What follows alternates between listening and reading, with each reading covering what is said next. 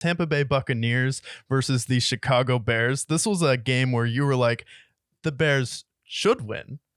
And then I picked the Buccaneers in this game because I was like, wait a minute. We still got some talent on defense there. We still have Shaq Barrett, who is an absolute monster in this game. Shaq Barrett pretty much single-handedly won the game on his own. He had some great pass rushes, was able to blow up the run game a few times. And then he had that pick six where you're just like, what the hell are you doing, Justin? Yeah, here's my takeaway. Remember when around this time last year, Justin Fields said, I'm tired of losing. Well, are you tired of losing? Because you guys have lost 14 straight games. So if you're tired of losing, man, you must be fucking exhausted at this point. Because Justin Fields, we're talking about a guy who, he really stepped up last year. He played really good down the stretch. Didn't win those games, but, he played well, enough to fill the stat sheet. But this year, it feels like he's regressed. Because, this is year 3 with Justin Fields, and they just got him DJ Moore. DJ Moore, you saw a little bit this game with DJ Moore making some plays, and DJ Moore had 100 yards receiving. But Justin Fields, it seems like at this point, you should be able to get the ball out quick. You should be able to, play your reads, and then when you need to, make that running play that you're the best at. It seems like he's holding the ball, he's taking these sacks, and it's just killing drives at the end of the day. And then when he does throw it, you don't know where it's going because he's had some pretty inaccurate balls. He had some pretty inaccurate balls against Tampa. And I know Tampa has a pretty solid defense. They still have a lot of players from that Super Bowl. Levante David, Devin White, you get the idea. But now it's like, I don't know if it's just early season struggles or if Justin Fields just isn't the guy for them. Now people are starting to look at that trade and say, should they have taken Bryce Young? Should they have taken CJ Stroud or Anthony Richardson? I think we should give it a little bit more time. But for the Bears, this is a team all off season. They were ripping in. They're like, oh, yes, this is our division. Fuck the Packers. Fuck the Vikings. We're going to compete with Detroit. Where are you now? Back to 0-2, back at the bottom of the division where you've been the last 50 years, it seems like. No offense to Chicago fans. You need to start piecing things together now because I think this is a team that should start pressing the panic button. A lot of teams we're going to go over who have struggled out of the gate, not as worried about. For the Bears, you paid all this money to DJ Moore. You paid all this money to some players on your defense, and your team honestly looks worse than last year. So we got to see it pieced together, and just not overly impressed with Justin Fields to this point.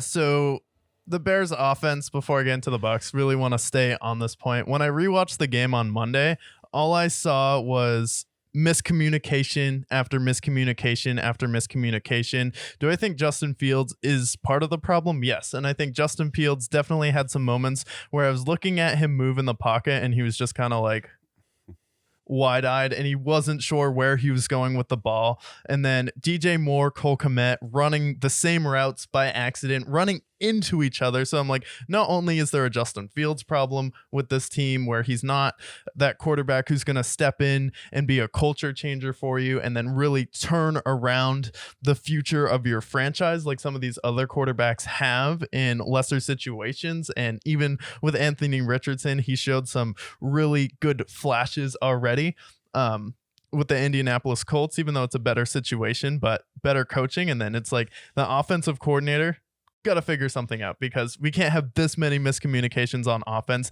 That offensive line does not look good. I know it takes some time for your offensive line to gel, and you're going up against a pretty stout front seven still for the Tampa Bay Buccaneers, and they were able to wreak some havoc there. So tough environment on the road, but we got to be able to communicate because our quarterback needs to know where his guys are going to be. And then you're just confusing Justin Fields, who already looks a little bit lost out there. So it's like, I don't think he deserves 100% of the blame. It's more about like 35 to 40%.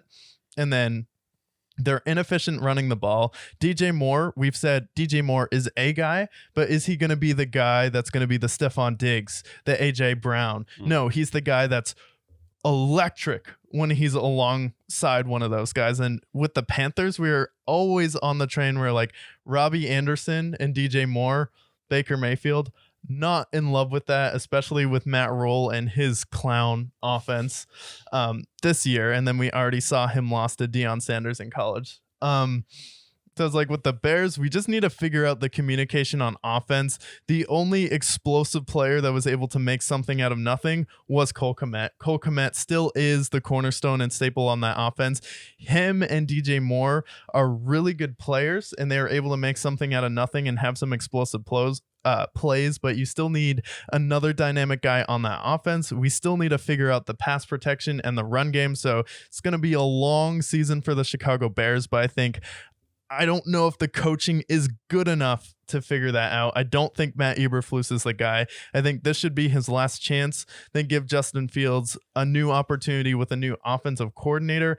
If that doesn't work out, and then you still have to default to running, well, that's going to shorten your career. Then we can't rely on you. And then you haven't shown enough in the passing game where are we going to shell out the bag for you? Or is this going to be a, dare I say, Daniel Jones situation where I don't think he's as bad as Daniel Jones. And I think he's a much better runner and he's better at passing at Daniel Jones. But I think we could be slowly going down that road for the Bears. But I think they can pull it together. It's just the communication. For the Bucs, though, 4 new starters on the offensive line. The run game looks better than it did last year. The pass protection for Baker Mayfield definitely had some time there. And oh yeah, Mike Evans, he's still a dog on that team. And Mike Evans still wants to keep his 1,000-yard streak alive. He's 9 seasons in. He has 2 more seasons with 1,000-yard receiving to tie the record, I believe. Yeah. So he really wants to hit that goal this year. I thought maybe he should leave Tampa, but so far Baker looks like a guy who's been humbled. He looks like he went to the Panthers, and as soon as that situation didn't work out, he went to the Rams.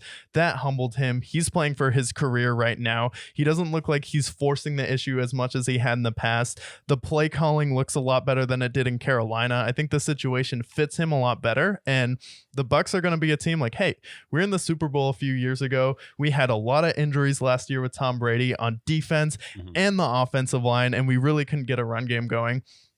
They look a lot better this year, and I think they could start hot and then start to fizzle out the rest of the year. But so far, I like what I've seen, and the Baker to Mike Evans connection so far is probably the best connection with a receiver he's had. And I was worried because Baker and Odell really didn't vibe because Odell probably didn't want to be there. But him and Mike Evans, it works so far. So I want to see how it progresses, but the offense definitely looks improved.